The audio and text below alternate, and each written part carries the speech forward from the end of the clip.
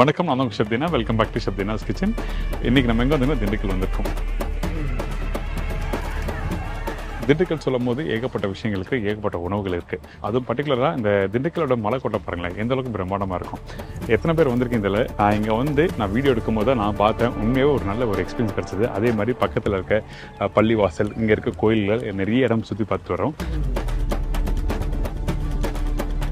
அதே மாதிரி இந்த மார்க்கெட் ஏரியா பார்த்தீங்கன்னா பரபரப்பாக இருக்க ஒரு ஏரியா.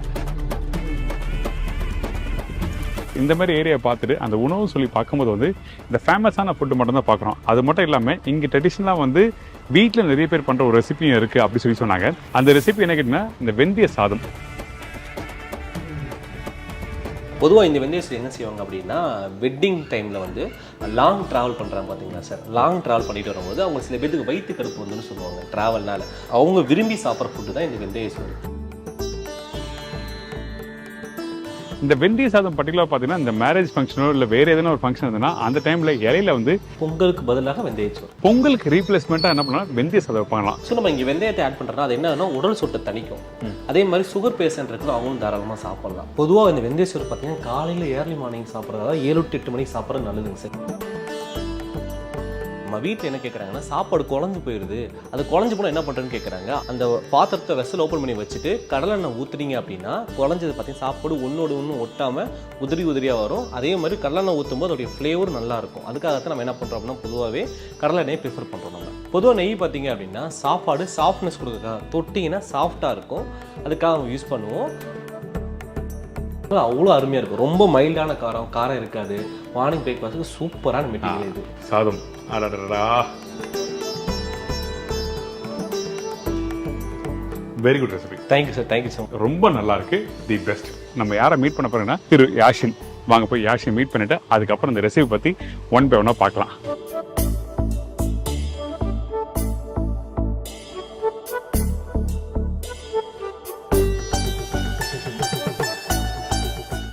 வணக்கம் யாஷன். வணக்கம் சார். எப்படி இருக்கீங்க? நல்லா இருக்கேன் சார். நீங்கள் எப்படி இருக்கீங்க? ரொம்ப நல்லா இருக்கும். அப்பா அம்மா எப்படி இருக்காங்க? கூட வேலை செய்கிறவங்க எப்படி இருக்காங்க?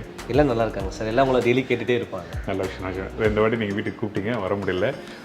இந்த வீடியோ மூலிமா அவங்க எல்லாருக்கும் சாரி சொல்லிடுறேன். இந்த வெந்தய சோறு சொல்லும் போது நீங்கள் இந்த மாதிரி அதாவது சுகர் பேஷண்ட் இருக்கவங்க சாப்பிடுவாங்க, ப்ளஸ் வந்து வயிற்று பிரச்சனைகள் வராது சொல்லி சொல்கிறீங்க. இல்லை, அவங்க மட்டும் சாப்பிட மாட்டாங்க, எல்லாரும் எல்லாமே சாப்பிடலாம். பட் அவங்களுக்கு ரொம்ப நல்லது. நல்லது. பர்டிகுலர் ட்ராவல் பண்ணிட்டு வரவங்களுக்கு, இப்போ என்ன மாதிரி அதிகமாக ட்ராவல் பண்ணுறவங்க கண்டிப்பாக நான் அந்த நம்மள மாதிரி ரைட்டு. யாஷினும் பார்த்தீங்கன்னா மாதத்தில் வந்து ஒரு 20 நாள் வந்து ட்ராவல் பண்ணிகிட்டே இருக்காரு. எங்களை மாதிரியே வந்து நிறைய இடத்துல கேட்டரிங் பண்ணும்போது இந்த மாதிரி அதிகமாக ட்ராவல் பண்ணுறவங்களுக்கு வந்து இந்த மாதிரி வெந்தய சோறு சாப்பிட்றது நல்லது. இந்த வெந்தய சோறை வந்து எப்போ சாப்பிடணும்னு சொல்லி ஒரு வரமுறை இருக்கும்ல. காலைல சாப்பிட்றது நல்லதா, இல்லை மதியம் சாப்பிட்றது நல்லதா, இல்லை நைட்டில் சாப்பிட்றது நல்லதா? ஏன்னா வெந்தய சோறு சொல்லி குளிர்ச்சி சார். பொதுவாக இந்த வெந்தய சோறு பார்த்தீங்கன்னா காலையில் ஏர்லி மார்னிங் சாப்பிட்றதா 7 to 8 மணிக்கு சாப்பிட்றது நல்லதுங்க சார். நீங்கள் சொன்ன மாதிரி இது வந்து வெந்தயம் கொஞ்சம் குளிர்ச்சி கொடுக்கக்கூடிய பொருள். சில பேர்த்துக்கு வந்து குளிர்ச்சி ஆயிடுச்சு அப்படின்னா அவங்களுக்கு வந்து பிரச்சனைகள் வரும் நைட் சாப்பிடும்போது. ஸோ பெட்டர் பார்த்தீங்கன்னா மார்னிங் டைமில் சாப்பிட்றது தான். ஏன் இதை நாங்கள் ப்ரிஃபர் பண்ணுறோன்னா, ஃபஸ்ட்டு எங்கள் அம்மா செஞ்சு கொடுத்தாங்க. நாங்கள் அதிகமாக ட்ராவல் பண்ணுறதுனால அம்மா ஃபஸ்ட்டு, இது அம்மாவோட ரெசிபி தான். அம்மா எங்களுக்கு சொல்லிக் கொடுத்தாங்க, எங்களுக்கு அம்மா கற்றுக் கொடுத்தாங்க இதை. ஏன்னா வந்து நாங்கள் அதிகமாக ட்ராவல் பண்ணுறதுனால எங்களுக்கு அடிக்கடி இந்த ஹீட் சம்பந்தமான இஷ்யூஸ் வந்துகிட்டே இருக்கும். அதுக்காக இதை செஞ்சு கொடுத்தாங்க. இப்போது நிறைய இடங்களில் பார்த்தீங்கன்னா மேரேஜ்லாம் ரொம்ப லாங்காக நடக்குது. மாப்பிள்ளை வீடு பொண்ணு ரொம்ப தூரமாக இருக்குது. அவங்க ட்ராவல் பண்ணிட்டு வரும்போது சில பேர் என்ன சொல்லுவாங்க, பாய் ரொம்ப வயிற்று கடுப்பாக இருக்குது, ஏதாவது பண்ணி கொடுங்க அப்படிங்க, சீரகத்தை வச்சு கொடுங்க அந்த மாதிரி சொல்லுவாங்க. அடுத்த நாள் மார்னிங் பிரேக்ஃபாஸ்ட்டில் இட்லி தோசைக்கும் இது ஒரு கப்பில் அப்படியா? அவ்வளோதான். ரொம்ப நிறைய சாப்பிட மாட்டேன், ஒரு கப்பில் அவ்வளோதான். இட்லி தோசை ப்ளஸ் வெந்தய சோறு, கத்திரிக்காய் தக்காளி போட்டு புருதா போட்டு சாப்பிட்டுக்குவாங்க. கத்திரிக்காய் தக்காளி போட்டு புருதா போட்டு சாப்பிட்டுப்பாங்க. அவ்வளோ அருமையாக இருக்கும். ரொம்ப மைல்டான காரம் இருக்காது. மார்னிங் பிரேக்ஃபாஸ்ட்டுக்கு சூப்பரான மெட்டீரியல் இது. அப்போ எப்படி பண்ணுறது பார்த்தலாமா? தாராளமாக பார்க்க. இப்போ இந்த ரெசிபி பண்ணும்போது இந்த ரெசிபி தேவையான பொருட்களும் பார்த்துங்க. நம்ம இன்றைக்கி பார்த்தீங்கன்னா பச்சை பொன்னி அரிசியை வச்சு நம்ம வந்து வெந்தய சோறு பண்ண போகிறோம். ஒரு 2 கிலோ அளவுக்கு எடுத்திருக்கோம். அதுக்கு வெந்தயம் பார்த்தீங்கன்னா ஒரு 150 கிராம் அளவுக்கான வெந்தயம் எடுத்திருக்கேன். பெரிய வெங்காயம் பார்த்தீங்கன்னா ஒரு 200 கிராம் அளவுக்கு பெரிய வெங்காயம். தக்காளி பார்த்தீங்கன்னா ஒரு 200 கிராம் அளவுக்கான தக்காளி. புதினா ஒரு கைப்பிடி அளவுக்கு, ஒரு கைப்பிடி அளவுக்கான மல்லித்தலை. இதை வந்து ஃப்ளேவருக்காக பட்டை, ஏலக்காய், கிராம்பு 3மே பார்த்தீங்கன்னா 5 கிராம் அளவுக்கு எடுத்திருக்கேன். இதுக்கப்புறம் பார்த்தீங்கன்னா பச்சை மிளகா ஒரு 5 பச்சை மிளகா. ஃப்ளேவருக்காக இஞ்சி பூண்டு எடுத்திருக்கேன். இஞ்சி 100 கிராமு, பூண்டு 100 கிராம் அளவுக்கு, ரெண்டுமே ஈக்குவல் அளவுக்கு நான் எடுத்திருக்கேன். கடலை எண்ணெயும் நெய்யும் யூஸ் பண்ணுறோம். ஸோ அந்த ரேஷியோ பார்த்தீங்கன்னா 200 மொத்தம் 400 ml யூஸ் பண்ணுறேன். நீங்கள் உங்களுக்கு தேவையான அட்ஜஸ்ட் பண்ணி மாற்றிக்கலாம். இப்போ இந்த ரெசிபி தேவையான பொருட்கள் பார்த்தாச்சு, அடுப்பு ஆன் பண்ணிட்டோம். ஆமாம் சார். இப்போது என்ன வேணும் ஃபஸ்ட்டு? செஃப் வந்துட்டு நம்ம கடலை எண்ணெய் ஊற்றணும். ஓகே, ஊற்றிடலாங்களா? ஊற்றி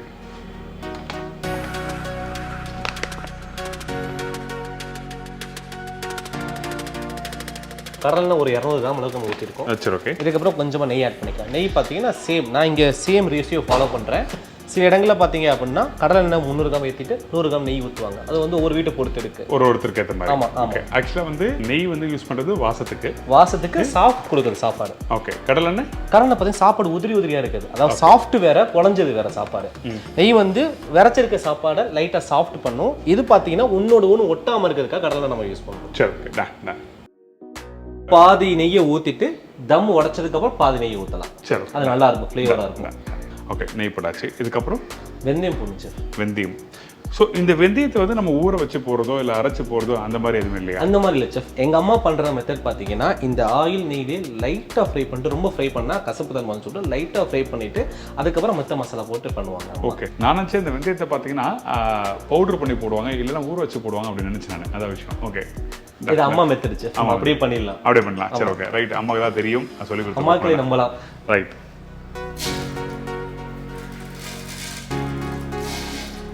150 கிராம் அந்த லைட்டாக நெய்யும் மெல்ட் ஆகிற டைம்லேயே வந்து நாங்கள் வெந்தயத்தை போட்டுடுறோம். அதான் விஷயம், முக்கியமான விஷயம். அது கரெக்டாக நோட் பண்ணிக்கோங்க. அவ்வளோ ஒரு 2 நிமிஷம் லைட்டாக வதங்கட்டும், அதுக்கப்புறம் மிச்ச மசாலா ஆட் பண்ணி. சரி, டன்.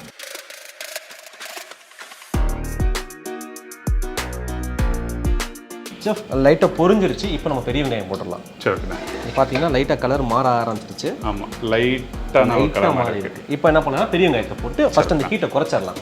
பாருங்க, ஹீட் ஏற இடத்துக்கு புரிய ஆரம்பிக்குது. நம்ம இமீடியட்டாக போட்டுடலாம். பெரிய சத்தம் வர ஆரம்பிக்குது. சத்தம் வர ஆரம்பிக்குது, இமீடியட்டாக போட்டுடலாம். சரி, ஓகே. இதை போட்ட உடனே லைட்டாக வதறவை. ஓகே. இதுக்கப்புறம் தான் பட்டை லவங்கம் ஏலக்காய் போடுறோம். ஆமாம், பட்டை ஏலக்காய் பெரிய புதினா எல்லாமே போடணும். எல்லாத்தையும் போட்டுருவோம். ஆமாம். இதுக்கப்புறம் நம்ம எல்லாத்தையுமே ஆட் பண்ணுறதா வேலை. ஓகே.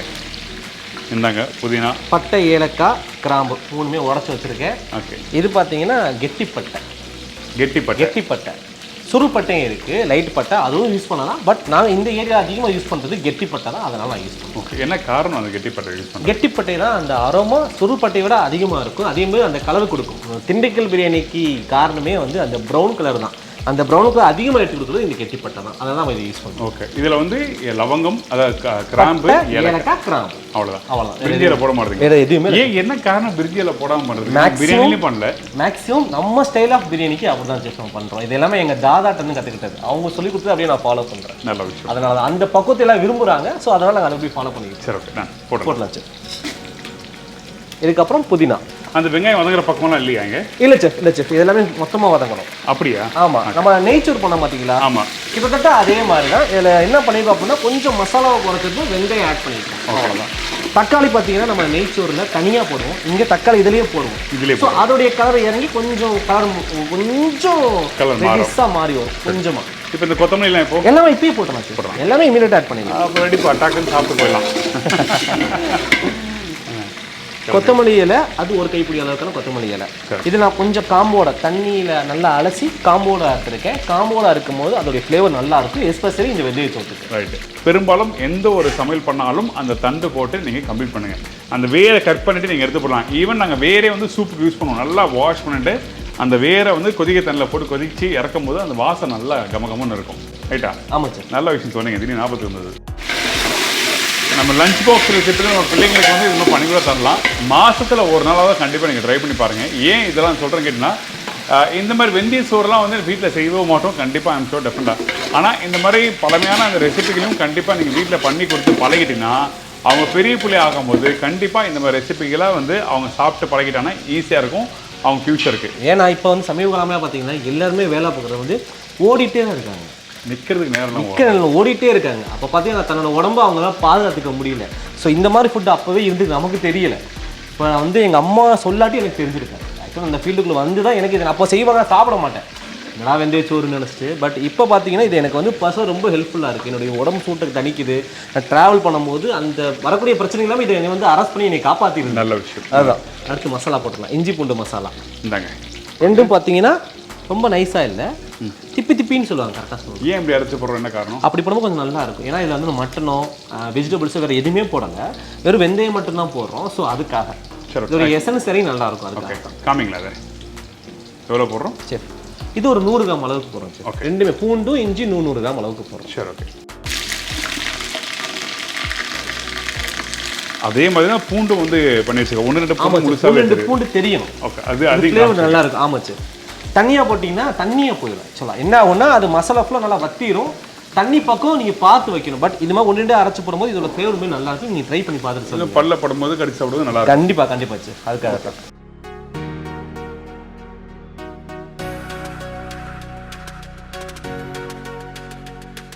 தக்காளி, பச்சை மிளகா, உப்பு எல்லாத்தையுமே ஆட் பண்ணி வேண்டியது. சரி, ஓகே. தக்காளி பெருசாக கட் பண்ணி போடணுமா? சின்னதாக கட் பண்ணி போடலாம். ஒன்றும் தப்பு இல்லை, ஒன்றும் பிரச்சனை இல்லை. சரி, ஓகே. இதுக்கப்புறம் பச்சை மிளகா. பச்சை மிளகா அதான் எல்லாமே போட்டாச்சு. வேலை முடிஞ்சு போச்சு. ஒரு 5-6 பச்சை மிளகா. ஓகே. ஒரு 2 நிமிஷம் லைட்டாக வதக்கிட்டு அப்புறம் உப்பு ஆட் பண்ணி. ஓகே, ஆல்மோஸ்ட் எல்லாம் போட்டாச்சு. எல்லாமே முடிச்சு. ஓகே, எல்லாமே முடிஞ்சிருச்சு. உப்பு, அதுக்கப்புறம் தண்ணி கட்டினா போயிடுச்சு. ஓகே. இந்த ப்ரிப்பரேஷன் வந்து சீரக சம்பா ரைஸ் யூஸ் பண்ணலாமா? தாராளமாக யூஸ் பண்ணாச்சு. பட் நான் பர்சனலாக யூஸ் பண்ணுறது பொன்னி அரிசி தான். சீரக சம்பா தேவை கிடையாது. சீரக சம்பா பார்த்தீங்கன்னா மனமான அரிசி. நீங்கள் இதை இப்படி பண்ணீங்கன்னா அகெயின் அது கீ ரைஸ் ரெசிபியாக தான் வந்து நிற்கும். கீ ரைஸ் மாதிரி அதே ஃப்ளேவர் தான் வந்து நிற்கும். பட் நீங்கள் பொன்னி அரிசி பண்ணும்போது அதோட ஃப்ளேவர் நல்லாயிருக்கும். அதுக்காக தான் நல்லா இருக்கும்.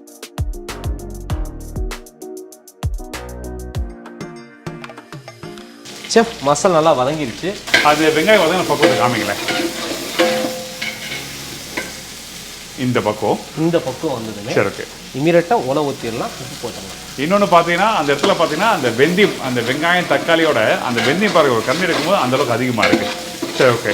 அரிசி நம்ம இந்த அடுப்பு பற்ற வைக்கிறதுக்கு முன்னாடி அரிசி ஊற வச்சிட்டோம். கரெக்டாக ஒரு 20-25 நிமிஷம் ஊறிச்சுன்னா அரிசி நல்லா இருக்கும், நல்லா பக்குவமாக இருக்கும். அதுக்காக நம்ம ஊற வச்சிட்டோம். இப்போ நம்ம உப்பு போட்டுடலாம். ஓகே. அந்த பொன்னி ரைஸ் வந்து 20-25 நிமிஷம். இன்கேஸ் அதிகமாக ஊறிடுச்சுன்னா ஒன்று தவறுதே இல்லை. ஒன்றும் தவறல சார். தண்ணி ஊற்றலாமா? ஆமாம், ட்ரை ஆயிடுச்சு. ஃபஸ்ட்டு தண்ணி ஊற்றி உப்பு போட்டுக்கலாம்.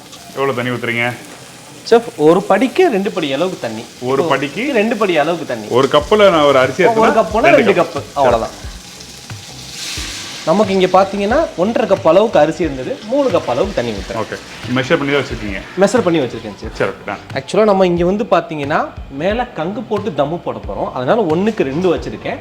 சில சமயங்களில் வீட்டில் பார்த்தீங்க அப்படின்னா அவங்க வந்து ஹாட் வாட்டரில் தம் போடுவாங்க. அப்போ ஒரு 1/4 படி சேர்த்துக்கங்க. அதாவது அந்த பாத்திரத்தில் 1/4 பங்கு சேர்த்துக்கங்க.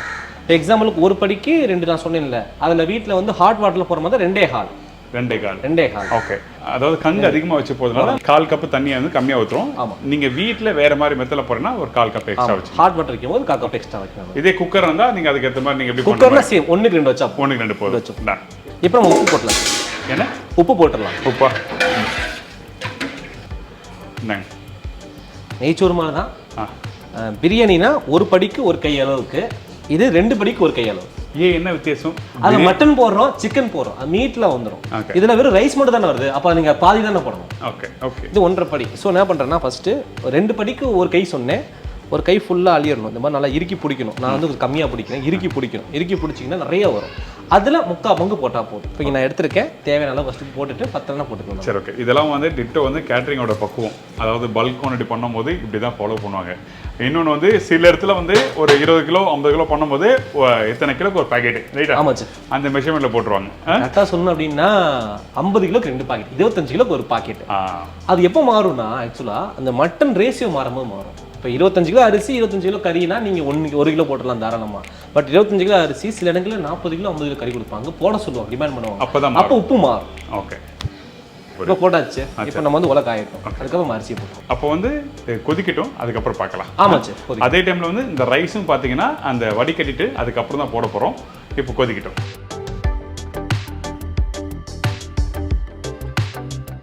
நல்லா கொதிச்சு வருது தண்ணி. நல்லா கொதிச்சிருச்சு. இப்போ நம்ம அரிசி அள்ளிட்டோம். நல்லா கலனி எடுத்து நல்லா அள்ளி வச்சுட்டோம். தண்ணி ஃபுல்லாக வடிஞ்சிருச்சு. எப்போவுமே தண்ணி வடிஞ்சதுக்கு அப்புறம் தான் அரிசி போடணும். தண்ணியோட போட்டா அப்படின்னா சாப்பிட ஒட்ட ஆரம்பிச்சு மெஷர்மெண்ட்டு மாறும், கண்டிப்பாக மாறும். ஸோ அதனால் தண்ணி நல்லா வடிஞ்சிருச்சு. இப்போ நம்ம வந்து அரிசியை போட்டலாம். எப்பவும் போல் கூடையில் வடிகட்டி வச்சுருக்காங்க. கூடையில் வடிகட்டி வச்சுருக்காங்க. தண்ணி அப்போ நல்லா வடியும். அதுக்காக இதில் என்னென்னா மெயினாக தண்ணி நல்லா வடிஞ்சு வரும். அரிசி வெளியே போகாது. ஏன்னா அரிசி சீரக சம்பா அரிசியோ பொன்னி அரிசி சின்ன அரிசி, அதை வந்து கொஞ்சம் பெரிய கூடையை எடுத்துட்டிங்கன்னா அரிசிக்குள்ளே வடிஞ்சு ஓடிடும். ஸோ அதனால் கொஞ்சம் அந்த கேப் கம்மியாக இருக்கக்கூடிய கூடையை செலக்ட் பண்ணி நம்ம வாங்கி பண்ணுவோம். எல்லாத்துலேயும் மெத்தட் இருக்குது. எல்லாத்துலையும் நுணுக்கங்கள் இருக்குது. ஒவ்வொரு நுணுக்கங்களும் தான் வந்து அந்த ஃபுட்டை வந்து ஃபைனலாக அவுட்புட் நல்லா அவுட்புட்டை கொடுக்குறது. ஆனால் ஒரு விஷயம் நான் வந்து நோட் பண்ணுறேன். அவரோட தாதா கிட்டேருந்து பார்த்து வந்த சில விஷயங்கள் இன்றைக்கி இந்த அளவுக்கு நிதானமாக அழகாக சொல்கிறதுக்கு காரணம்னா அதை அப்படியே ரசித்து அந்த சின்ன வயசுலேருந்து பார்த்தனால தான் இந்த அளவுக்கு விளக்கமாக இந்த அளவுக்கு நீட்டாக சொல்கிறது. இதான் விஷயம். தேங்க்யூ. எப்போவுமே பார்த்தீங்கன்னா யாருமே இனிஷியலாக கற்றுக் கொடுக்க ரெடியாக இருக்க மாட்டாங்க. ஃபஸ்ட் நம்ம கற்றுக்க ரெடியாக இருக்கணும். அவங்க நம்மளுடைய வேலைப்பாடுகளை பார்த்து அவங்க சொல்லிக் கொடுப்பாங்க. இனிஷியலாக எனக்கு யாருமே சொல்லித் தரல, அத்தாவுமே சொல்லித் தரல. அது உண்மை. ஃபர்ஸ்ட் நம்ம என்ன வேலை பார்க்குறோமோ நம்மளுடைய இன்வால்மெண்ட்டை பார்ப்பாங்க, அதுக்கப்புறம் உனக்கு உங்களுக்கு சொல்லுவாங்க. நமக்கு ஆர்வம் இருந்தால் மட்டும்தான் ஒரு வேலை செய்யும் போது ஒருத்தர் கற்றுக் கொடுக்க ஆரம்பிப்பாங்க. அது எனி வேலை, எந்த வேலை என்ன ரைட்டு. இப்போ நல்லா அந்த ரைஸ் போட்டிருக்கோம். ஆமாம், கொதிச்சு வந்துட்டு இருக்கு. ஆமாம். இப்போ வந்து எந்த ஸ்டேஜ்லேருந்து நம்ம தம் போட ஆரம்பிக்கிறோம்? இந்த பொன்னி ரைஸ் சொல்லும் போது அதோட பக்குவம் வேற இல்லை. கண்டிப்பாக தண்ணி ஃபுல்லாக வற்றிருந்துச்சு, அவ்வளோ தண்ணி ஃபுல்லாக வற்றிடும். அதுக்கப்புறம் தம் போடணும். தம் போட்டுட்டு இனிஷியலாக கொஞ்சம் லாங்காக, அதாவது கொஞ்சம் ஹை ஃப்ளேம் ஏற்றிட்டு அடுப்பு ஆஃப் பண்ணணும். ஓகே. நார்மலாக அப்படி பண்ண மாட்டோம். அடுப்பை ஆஃப் பண்ணிவிட்டு கங்கு வைப்போம். ஓகே. இங்கே பொன்னிங்கிறதுனால கங்கு வச்சுட்டு ஒரு 5 செகண்ட் ஹீட்டில் ஹை ஃப்ளேம் ஏற்றிட்டு அடுப்பு ஆஃப் பண்ணோன்னா ஹீட்டு கீழேயும் இருக்கும், மேலே கங்கு போட்டுக்க அந்த ஹீட்டும் இருக்கும், ஈஸியாக தம் ஆகிடும். ஓகே. 20 மினிட்ஸ். சரி, ஓகேடா. இப்போ இந்த இடத்துல இந்த சீரக சம்பா ரைஸுக்கும் பாஸ்மதி ரைஸுக்கும் இந்த பொன்னி ரைஸும் தம் போடுறது மூணுத்துக்கும் வந்து முக்கியமாக கவனிக்க வேண்டிய விஷயம் என்ன? அதாவது இந்த பொன்னி ரைஸ்னா சார் இந்த இடத்துல கிரிட்டிக்கல் ஸ்டேஜ், இது ஒழுங்காக பார்த்துக்கணும். சீரக சம்பா ரைஸ்னா இந்த ஒரு கிரிட்டிக்கல் ஸ்டேஜ் இருக்கும், பாஸ்மதி ரைஸ்னா இந்த ஒரு கிரிட்டிக்கல் ஸ்டேஜ் இருக்கும். இந்த மூணுமே ஃபர்ஸ்ட் நீங்கள் ஃபோக்கஸ் பண்ண ஏரியா பார்த்தீங்கன்னா ஊற வைக்கிற தன்மை தான். சீரக சம்பா அரிசி இருக்குது, அது ரொம்ப நேரம் ஊற வச்சிங்கன்னா அரிசி உடஞ்சி குறுனே ஆயிடும். ஆனால் இங்கே பொன்னி அரிசி அப்படி கிடையாது. நம்ம பார்த்தீங்கன்னா கிட்டத்தட்ட ஒரு காமனாக ஆச்சு அள்ளி வச்சு அரிசி ஒன்று கூட உடையல. இது ஃபஸ்ட்டு. செகண்ட் பார்த்தீங்க அப்படின்னா சீரக சம்பா அரிசியை ரொம்ப நேரம் அள்ளி வச்சிங்கன்னா அரிசி உடஞ்சி போயிடும். மூணாவது பாஸ்மதி அரிசியை நீங்கள் போட்டு பிணைஞ்சி எடுக்கணும். பார்த்தீங்கன்னா அரிசி நல்லா பிணைஞ்சி எடுத்து அலசி எடுத்து பாலை வெளியே கற்றுக்கிட்டோம். ஆனால் பாஸ்மதி நீங்கள் இப்படி பண்ணக்கூடாது. நீங்கள் அப்படி பண்ண ஆரம்பிச்சுன்னா அரிசி உடைய ஆரம்பிச்சிடும். ஸோ பாஸ்மதி பிரியாணி எப்படி எதிர்பார்த்து வருவாங்கன்னா நீல கிரெயின் பெரிய கிரெயினாக இருக்கிறதா எதிர்பார்த்து வருவாங்க. அவங்களுக்கு உட அரிசியாக இருந்தால் யாரும் விரும்பி சாப்பிட மாட்டாங்க. ஸோ அங்கே இனிஷியலாகவே அரிசி ஊற போடும்போதே கேர்ஃபுல்லாக இந்த மூணுத்துக்கு வந்து ஊற வைக்கிற பக்கம் மெயின். அதுக்கப்புறம் தண்ணி. ஓகே. இந்த ரைஸ் நீங்கள் கரெக்டாக எந்த ஸ்டேஜில் தம் போட்டால் கரெக்டாக இருக்கும்னு சொல்லி நீங்கள் காமிங்க. அதுக்கப்புறம் அடுப்போட ஃப்ளேம் கம்மி பண்ணுறதும் அந்த ஸ்டேஜ் சொல்லுங்கள். சரிங்களா? சரிங்க சார். இப்போ வத்தியிருக்கும். ஓகே. இப்போ வேகட்டும், அதுக்கப்புறம் பார்க்கலாம்.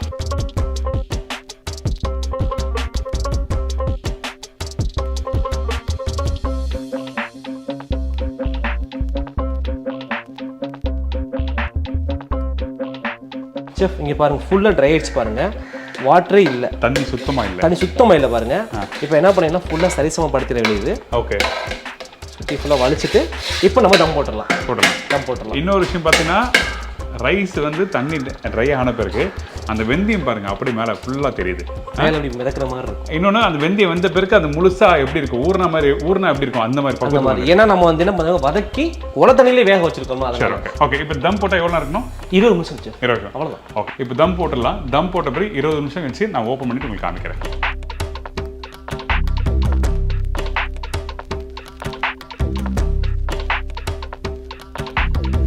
தம் முடிச்சலாமா? தம் முடிச்சலாம் சார். கரெக்டாக நீங்கள் சொன்ன மாதிரி 20 நிமிஷம் ஆயிடுச்சு. 20 நிமிஷம் ஆயிடுச்சு. சரி, ஓப்பன் உடச்சு பார்த்தோம். ஐயோ, அந்த சாதம் பாருங்க நல்லா வெந்து அந்த தண்ணி நல்லா ட்ரை ஆகி அப்படி நல்லா சூப்பராக இருக்குது. தம் ஓடிக்கலாமா? ஓடிங்க. அப்பா, அந்த சாதம் ஒட்டவே இல்லை, உதிரியாகவே இருக்கு. கடலில் ஊற்றிருந்தோம் பார்த்தீங்களா, அதனால தான் சாப்பாடு ஒட்டாமல் இருக்கு. சூப்பர். ஒட்டி இருக்கும் சார், ஒட்டி இருக்கும். சுற்றி அந்த சைடில் உடையும். சாதம் சுத்தமாக ஒட்டவே இல்லைங்க. கரெக்டான மெஷர்மெண்ட் 1க்கு வந்து 2. 1க்கு 2 படி 2. இதே வந்து நம்ம தண்ணி சுடு தண்ணி வைக்கிறோம்னா 1க்கு 2.25 அளவுக்கு வைக்கலாம். ஓகே, ரெடி ஆயிடுச்சு. தம் உடைச்சிட்டோம். அந்த ஃப்ளேவர் நல்லா இருந்துச்சு பார்த்தீங்கன்னா, அந்த வெந்தய ஃப்ளேவர் தம் உடைச்சோன்னே அந்த வெந்த ஃப்ளேவர் வந்துச்சு பார்த்தீங்களா, நல்லா இருக்கு. இப்போ நம்ம என்ன நல்லா வாசம் வருது. இன்னொன்று பர்டிகுலர் பார்த்தீங்கன்னா அந்த வெந்தயம் முழுசா இருக்கு. சாப்பிடும்போது கசப்பு தன்மை இருக்குமா என்னன்னு தெரியல, சாப்பிட்டா தெரியும். சாப்பிட்டு பார்த்தேன் சார், ஒரு பிரச்சனை இல்லை. அதுக்கு இன்னும் லைட்டாக நெய் ஊற்றிக்கலாம். சரி, ஓகே. அந்த ஃப்ளேவர் இன்னும் நல்லா இருக்கும். சரி, ஓகே. நாங்கள் சுற்றி நெய் ஊற்றுறாரு அப்படியே சுற்றி எல்லா இடமும் வர மாதிரி. ஓகே. நெய்யை ஊற்றிட்டு லைட்டாக ஒரு பரட்டுனா வேலை முடிஞ்சு. சரி, ஓகே. நான் ஒரு புடிக்கு பார்த்தீங்கன்னா அந்த வெந்தயம் வந்து அட்லீஸ்ட் ஒரு 5 பீஸ் கிடைக்கும், 5 நம்பராக கிடைக்கும் வெந்தயம். ஆமாம் சார். ஓகே. இந்த கொடுங்க, அப்படியே கொடுங்க. வீட்டில் இருக்க தட்டை எடுத்து கொடுத்தாச்சு, அவ்வளோதான். சூப்பர் சாதம். அடடா,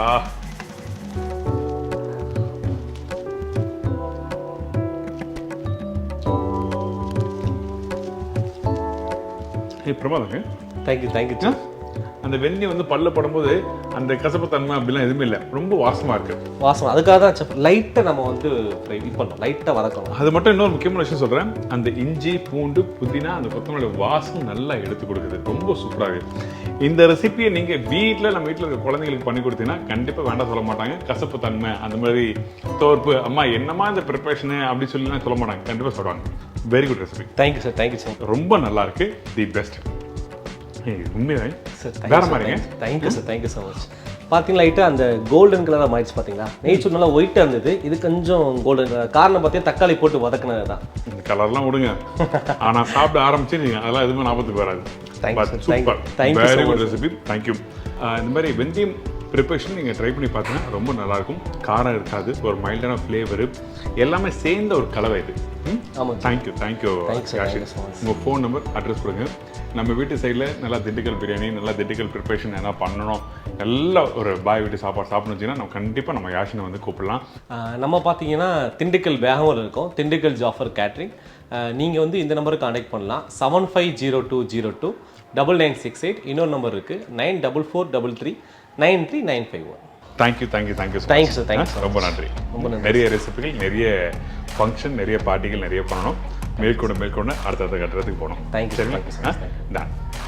யாஷினும் வந்து யூடியூப் ரன் பண்ணிட்டு வர்றாரு, இன்ஸ்டாகிராம் ரன் பண்ணிட்டு வர்றாரு. ஏன்னா அவரோட திறமைகளை அவரே வந்து வெளியே காட்ட ஆரம்பிக்கிறார் இப்போது. ஸோ இந்த ஊர் மக்கள் எல்லாருக்கும் தெரியும். நீங்களும் அவரோட யூடியூப் சேனலுக்கும் வந்து சப்போர்ட் பண்ணுங்கள். அதோட லிங்க்கும் நான் தரேன் கண்டிப்பாக. வயசில் சின்னவர் தான், ஆனால் நிறைய விஷயங்கள் பெரிய லெவலில் வச்சு பண்ணிட்டு இருக்காரு. All the best. Thank you sir. சரிங்களா? இந்த ரெசிபி எல்லாருக்கும் பிடிச்சிருக்கும். இதே மாதிரி நான் இன்னொரு நாள் இன்னொரு ஊரில் ஒரு புது ரெசிபியோட சந்திக்கிறேன். நன்றி, வணக்கம். See you, bye, take care.